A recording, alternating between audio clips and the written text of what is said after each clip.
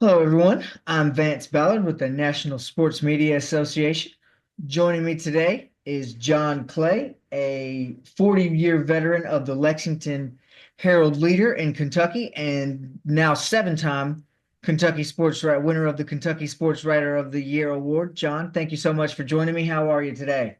I'm doing great. Thanks for having me. Absolutely. The pleasure is all mine. Like I said, thank you for joining us. Congratulations again on the well-deserved, much earned award. Well, thank you. Thank you. You're welcome. So we'll get started today. First of all, how long or when did you know what was it that clicked kind of in your life, in your brain, influence growing up that made you decide or become interested in being a sports journalist where you said, hey, this is the path I want to take? Well, I mean, growing up, I was, like many sports writers, big fan of sports, really all sports. Growing up here, I grew up here in Central Kentucky. Obviously, a fan of Kentucky sports, Kentucky basketball, and so forth. I had a relative who was the coach of he was Kentucky football coach, and then he was coach of the Cleveland Browns. So, in Blanton Collier, so we kind of grew up as Cleveland Browns fans, following the NFL and so forth. And then as I got, I'm not the tallest or most athletic person in the world, so I don't think actual playing sports was anything that was I could bank on in my future. And as I got older, got into writing and doing that sort of thing, and kind of combined the two together to be a sports writer. I mean, I feel like I was very lucky in that I've been very lucky all along, but I was lucky early on that I had a pretty good idea of what I wanted to do. And so I was not one of these people who was searching around wondering, what do I want to do as far as my profession goes. I knew pretty early on that I wanted to be a sports writer, and I've been lucky enough to be able to do that, as you mentioned, over the past 40 years. Well, that is very interesting there, very intriguing. So, I know we've hit on it a few times. You've been at the Lexington Herald now for 40 plus years. Tell me more about the journey get there, to get to the role and the current position that you're in today, the path you took. Well, like I said, I knew pretty early on that that's what I wanted to do. And even when I was in high school, I worked for the local paper in the town where I went to school in Winchester, Kentucky. I also worked nearby in Paris, Kentucky, where I was actually born and my parents were from. I worked for their newspaper as well, stringing games, covering games, that sort of thing. When I got to college at the University of Kentucky, I worked for the student newspaper, the Kentucky Colonel there, while also doing some continuing to do some writing for the local papers there in Central Kentucky. Then in 1980, a friend of mine who was also a journalism student at UK, he had been working as an agate clerk, as used to be in those days, at the Lexington Leader, which at that time was the afternoon paper. And he was from Alabama, and he was going back to Alabama to be a for the summer, and he asked me if it would be okay if he recommended me to take his place for the summer as a summer job. I said sure. So I got hired at the Lexington Leaders in that summer, and then the next summer, the Lexington Herald, which was the morning paper, hired me as a for a summer, kind of a summer internship sort of thing there that summer. I had been lucky enough to finish second place in a college sports writing contest at Sports Illustrated, which I think sort of kind of got at the attention of the sports editor there at the Lexington Herald. And then, so I spent the summer in 1981 working for the Herald. And then at the end of that summer, they told me they would like to hire me full time, but they were having a hiring freeze at that time, and so I ended up getting hired right after Thanksgiving, December 1st, full time in 1981. So that's how I kind of got my foot in the door. Really, I got my foot in the door by being able to work for those smaller papers there in Central Kentucky. I covered everything from junior high football games right up to high school games. Even did a little, was fortunate enough to do some games covering UK, doing sidebars and so forth for those papers. And that allowed me to have clips that I were able to, show people and be able to, and I think that helped me get my foot in the door. So I'm very grateful for those people, for both those smaller papers, for helping me, giving me that opportunity. Awesome, I like to hear that. And the Kentucky Colonel, that's a great name for a newspaper, by the way. I was unaware that was the name of the Yes. school paper, but that is an incredible name. Well done there. So we touched on the your intro and getting into it with your peers in this industry. So this, like we said, this is your seventh um, time winning this award. Congratulations! That speaks volumes to your career and the respect your peers have for you and what you do. Try to put into words kind of what that means to have been nominated or not been awarded this now the seventh time by your peers.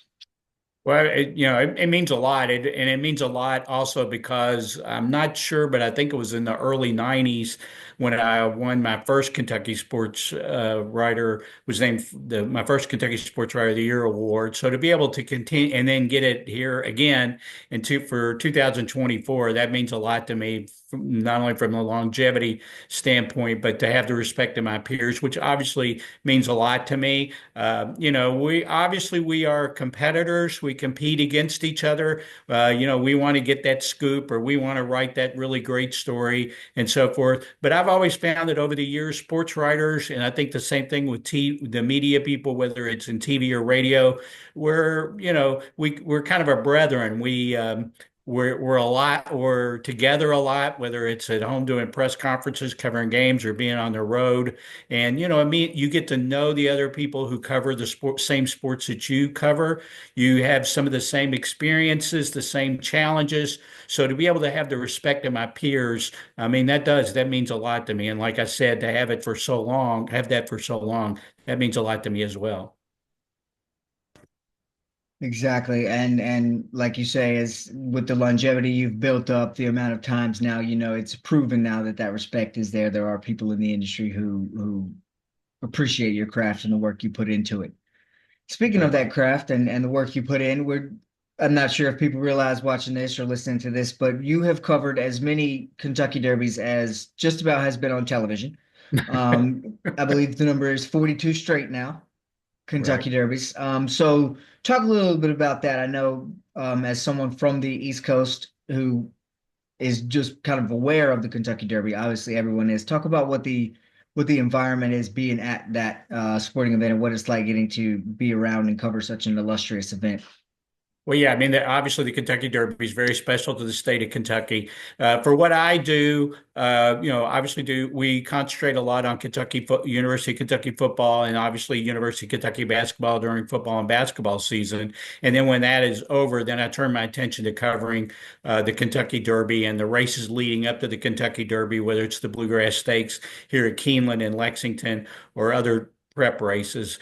So that it's a great contrast for me when you go from football to basketball and then to horse racing, which is completely different from football and basketball. Obviously, the characters involved, whether they're owners or trainers, are completely different, but just the whole landscape of covering the races, covering the barns, the barns on the backside the week leading up to the race at Churchill Downs, the crowds, kind of the pomp and circumstance and the history and tradition that goes with the Derby.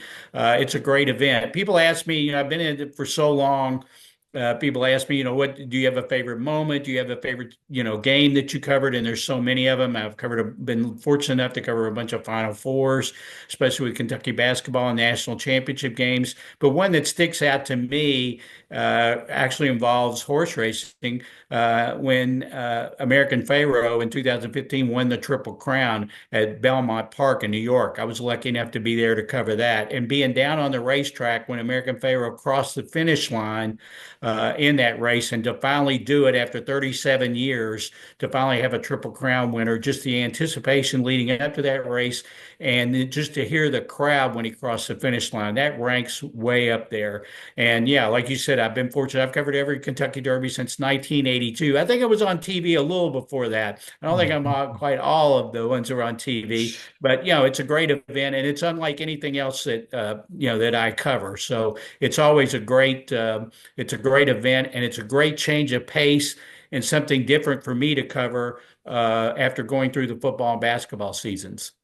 Right, and you touched on that there, and I'll be honest, I can only just assure me how good you are at your everyday day job there. I've got goosebumps just listening to you describe the Kentucky Derby. So that it feels like something I'm ready to go. And I know you touched on, excuse me, I know you touched on the mindsets there, the difference between going from a sport like Kentucky basketball, or Kentucky football, but specifically basketball with such I don't want to say rabid, but for lack of a better term, rabid fan base or raucous, passionate fan base. What is it like going from a sport like that who has a strong fan base with the school into horse racing, where I'm not really certain if do horses have fans? I know that we know who trainers are and we know the names of horses and things, but are there really fans? And how do you navigate writing about horses versus writing about basketball and who you're writing for? Well, one of the things that, and I say this all the time to people here, one of the great things about my job here is that people are very passionate about Kentucky sports, University of Kentucky sports. I mean, there's a very passionate core following of Kentucky football. Obviously, Kentucky football doesn't have the history and tradition, and it's not experienced success over the years like Kentucky basketball. But obviously, Kentucky basketball, the Big Blue Nation, as it's called, they're very passionate about Kentucky basketball. And that's been great from my standpoint because people have opinions about Kentucky basketball. I write opinions. They don't always agree with me, but that's fine. They're interested in opinions. They have their own opinions and they're very passionate about it. And it's the same thing in horse racing. People who love horse racing, especially in this area in Kentucky and especially in central Kentucky, they absolutely love horse racing. And yes, there are many fans of many horses. As people get attached to horses. Obviously, Secretariat, probably the most famous 3-year-old thoroughbred, certainly since Man of War, but certainly of modern times. In 1973, who won the Triple Crown, was just a spectacular horse who was just down the road at Claiborne Farm after his retirement during his years as a stallion. I mean, there's a park, and there are at least 3 statues in Kentucky of Secretariat. There's a park in Paris, Kentucky, that is devoted to Secretariat. People come from all over the country to come to see, to be in Central Kentucky, to see Keeneland, to see where Secretariat, the park, and so forth. So yes, there are a lot of horse racing fans, and they do get attached to the horses. They love horses. So many people come here, and they say, "Well, I just love horses, and I love, I want to be where there are horses and where horses are important." So yeah, that's been a fun thing as well because people are passionate about it in this area. Right. And with you, as you mentioned, you're a Kentucky native, lifelong there. Do you think that has being a Kentucky native, does that have any sort of impact on your career, on your writings, the passion and the care that you bring to your job? And following up on that, had you, let's say, gone to Kansas or Missouri, Oklahoma, Nebraska, somewhere like that to cover sports, had your career path or profession taken you there, do you think that would have impacted your passion, desire, love for sports?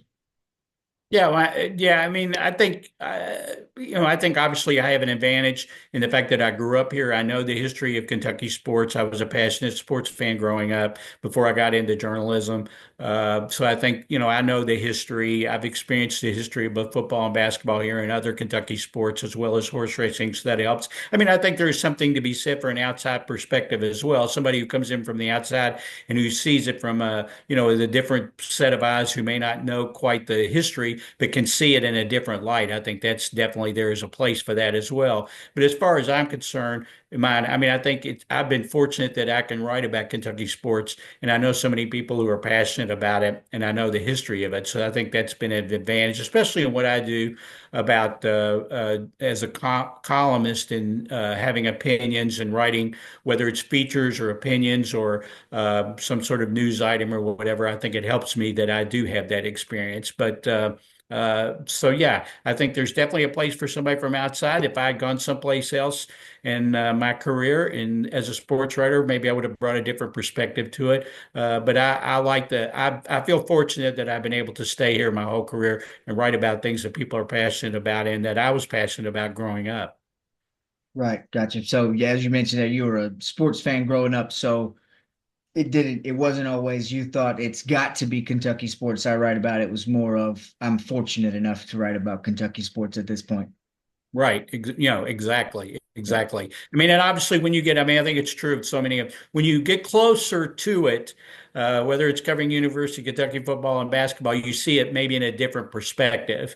But you have that overall feel and that overall, the history, the background, what it means to the people of Kentucky, especially when we're talking about basketball and the success that the program has had over the years. So I kind of bring that perspective to it as well. Yeah. And now, so we mentioned those things. You talked about American Pharaoh, obviously, so we'll put that one aside. More in terms of Kentucky, maybe basketball, football. You've seen 20 Final Fours that you've covered now, whether it be with or without Kentucky, beside the point. But so the question here is the names that you've seen come through the program. You've seen Petrino, you've seen Calipari, big names, all the one and dones, all the NBA stars. Is there a game or a moment or a feature you remember kind of doing out of the Kentucky program that really stands out to you and resonates like, I was in the building for that one, or that conversation went way differently than I thought. I learned something about that person that I didn't really know going into it, more so than sports perspective. Well, I mean, obviously, as you mentioned, Kentucky basketball, the success they've had over the years. I mean, when you talk about games, covering games of Kentucky basketball, obviously the 1996 national championship when Rick Pitino won it, it had been Kentucky had won an NCAA title since 1978. When Rick came in, the program was on probation. He was a young coach, very passionate about basketball. He brought a different style of play. At that time, he was one of the first coaches to use the three-pointer, to encourage his players to shoot the three-pointer. They pressed up and down. That first team that Rick had, which went 14-14, was probably one of the most beloved Kentucky basketball teams, even though it went 14-14 and was on probation and couldn't play in the NCAA tournament. But he brought the fun and excitement back to Kentucky basketball, and the culmination of that was that title in '96. So that obviously was that was a great team. So that was fun to cover. The 2012 championship with John Calipari was obviously Anthony Davis. Even though we got to see him for 1 year, I mean, it was very obvious what kind of player he was and would become. And to be able to cover him for a year, that was great as well. I started out when in 1987. They put me on the UK football beat, and I covered UK football for 13 years. And even though UK didn't have a whole lot of success, there were still so many interesting people. I've always thought that football, because the roster is bigger, there's more opportunity really there for feature type stories to get to know people, to get to know the players better. I covered Hal Mummy when he came in football, and kind of with the air raid, which people didn't really know anything about. He came from Valdosta. Tim Couch was the quarterback at the time.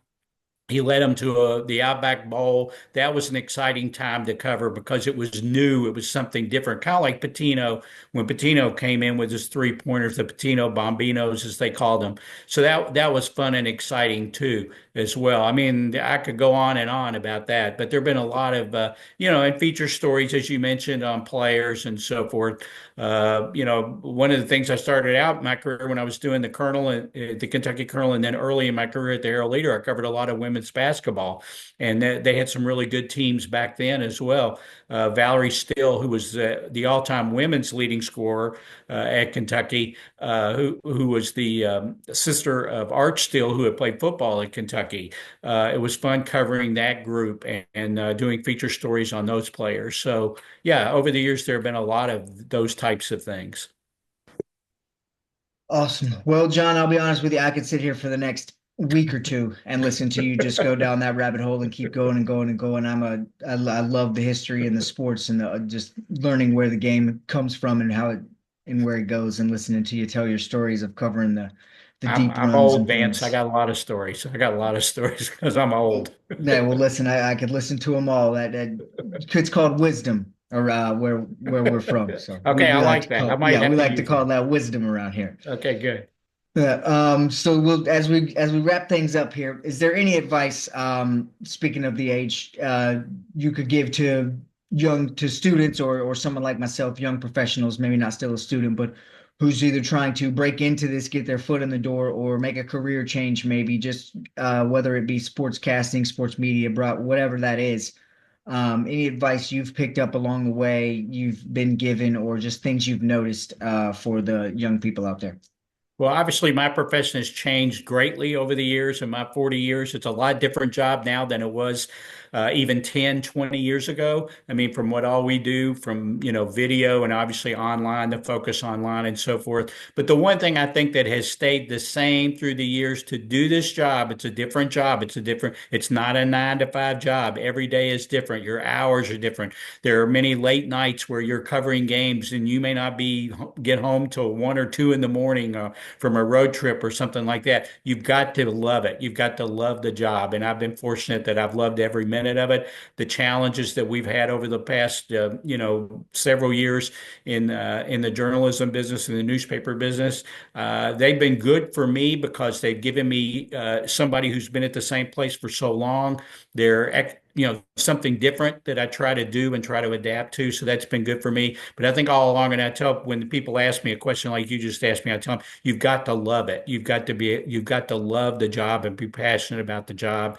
And I've been fortunate enough and very lucky in my job that I've done that. And I think if you love it enough and you're passionate enough, despite all the obstacles, you can make it work. You can have a successful career in this business. But the main thing is you have to love it and you have to be dedicated to it. You have to keep showing up in November so you can be there in March over and over and over Absolutely. again. Absolutely. All right, John. Well, this has been incredible. I truly appreciate you sitting down with me and talking today. It's been great getting to hear some of your stories and chat about how you got to where you are and the journey you've taken throughout sports media and with the Lexington Herald-Leader. So thank you again, and congratulations again on your, as we've said, much deserved award this year. Well, thank you, Vance. I enjoyed talking to you, and thanks so much to the National Sports Media Association. I really appreciate it. Absolutely. Well, John, you have a great day. Thanks again.